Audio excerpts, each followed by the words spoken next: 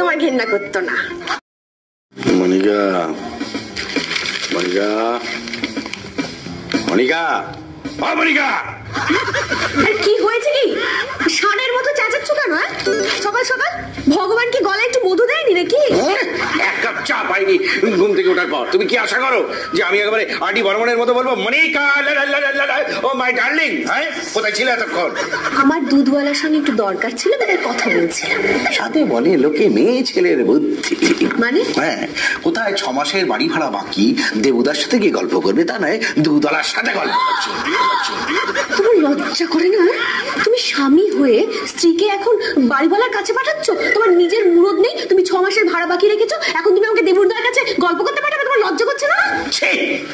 আমি বললাম মানে আমার গায়ে ফসকা পড়ে গেল। হ্যাঁ, আর আমি যেন কিছু জানি না। তুমি কি জানো? কি জানো তুমি? তুমি আমার সম্পর্কে একটা বাজে কথা বলবে না, আমি বলে দিচ্ছি। ছেলেটা পর্যন্ত সেদিনকে বলছিল, জানো তো বাবা, মা অন্ধকারে দেখতে পায়। মানে? মানে মানেটা তুমি বোঝো না? কচি খুকি 3 দিন আগে সন্ধ্যাবেলা কারেন্টটা হয়ে গিয়েছিল, ঘরে কে এসেছিল? ওই তো ইলেকট্রিক মিস্ত্রি ভোলা এসেছিল। তো ওই অন্ধকারে তুমি তাকে বলনি? কি বলেছে আমি? তুমি তাকে সে অন্ধকারে বলনি যে কি গো ভোলা, আজ তুমি শেভ করে আসনি? সে অন্ধকারে ছেলের সামনেও।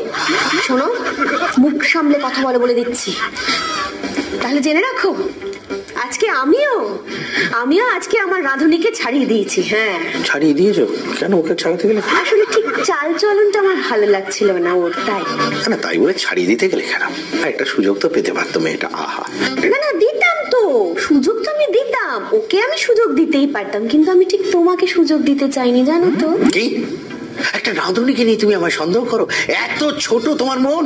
তোমার করতে হয় গো, তোমার হরমোনে তো আমার কোনো কন্ট্রোল নেই না, তাই আমার মনটাকেই ছোট করে নিতে হয়েছে।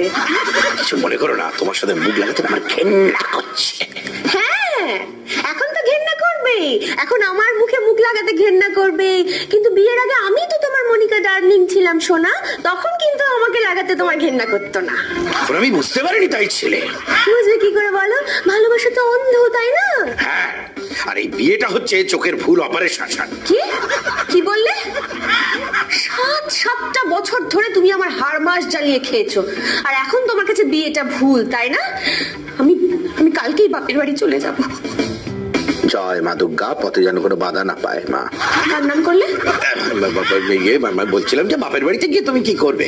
বাপের বাড়ি গিয়ে আমি বিয়ের আগে যা করতাম, আমি এনজয় করবো। এনজয় করবে? বাহ, তাহলে তো তোমার বাপের বাড়ি পাড়ার ছেলেগুলো ঠিক কথা বলেছিল। মানে ওরা তোমাকে কি বলেছিল?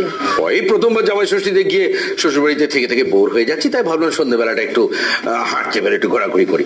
তা ওখানে কতগুলো ছেলের সঙ্গে দেখা হলো, তাদের সাথে আমি আলাপ করলাম। তো কি বললো ওরা? তাদেরকে আমি জিজ্ঞাসা করলাম যে ভাই, তোমাদের এখানে এনজয় করার মতো কিছু নেই? হ্যাঁ, তো কি হয়েছে, কি বলেছে? তারা আমাকে বললো, দাদা এনজয় করার মতো তো সবেদান নীলমণি একটি ছিল, সেটিকেও বিয়ে করে আপনি নিয়ে চলে গেলেন, আর কি থাকলো? তুমি আমাকে এরকম ভাবো? যা বাবা, আমি কোথায় ভাবলাম?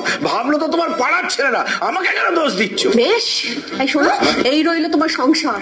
হ্যাঁ, তুমি সামলাও, আমি চললাম। আমি দুধওয়ালার কাছে কেন যাচ্ছি? আমি যাই। চললো মানে? রান্নার মালতীকে তাড়ালো, নিজেও চললো, বলি আমি খাবো কি?